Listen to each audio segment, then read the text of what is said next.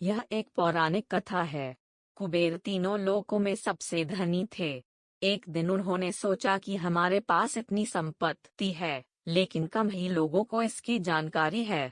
इसलिए उन्होंने अपनी संपत्ति का प्रदर्शन करने के लिए एक भव्य भोज का आयोजन करने की बात सोची। उसमें तीनों लोकों के सभी देवताओं को आमंत्रित किया गया। भगवान शिव उनके इष्ट देवता थे, इसलिए उनका आशीर्वाद लेने वह कैलाश पहुँचे और कहा, प्रभु, आज मैं तीनों लोकों में सबसे धनवान हूँ। यह सब आपकी कृपा का फल है। अपने निवास पर एक भोज का आयोजन करने जा रहा हूँ। कृपया आप परिवार सहित भोज में पधारने की कृपा करें। भगवान शिव कुबेर के मन का अहंकार ताड़ गए। बोले, वत्स, मैं बूढ़ा हो चला हूँ, कहीं बाहर नहीं जाता। कुबेर गिड़गिड़ाने लगे, भगवान, आपके बगैर तो मेरा सारा आयोजन बेकार चला जाएगा। तब शिव जी ने कहा, एक उपाय है।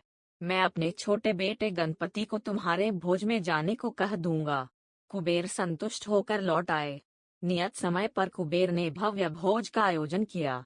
तीनों लोकों के देवता पहुंच चुके थे। अंत में गणपति आए और आते ही कहा, मुझको बहुत तेज भूख लगी है। भोजन कहाँ है? कुबेर उन्हें ले गए भोजन से सजे कमरे में। सोने की थाली में भोजन परोसा गया। क्षण भर में ही परोसा गया सारा भोजन खत्म हो गया। दोबारा खाना परोसा गया, उसे भी खा गए। बार बार खाना परोसा जाता और क्षण भर में गणेश जी उसे चट कर जाते। थोड़ी ही देर में हजारों लोगों के लिए बना भोजन खत्म हो गया, लेकिन गणपति का पेट नहीं भरा। वे रसोई घर में पहुंचे और वहां रखा सारा कच्चा सामान भी खा गए, तब भी भूख नहीं मिटी। जब सब कुछ खत्म हो गया तो गणपति ने कुबेर से कहा, जब तुम्हारे पास मुझे खिलाने के लिए कुछ था ही नहीं तो तुमने मुझे न्योता क्यों दिया था? कुबेर का अहंकार चूर चूर हो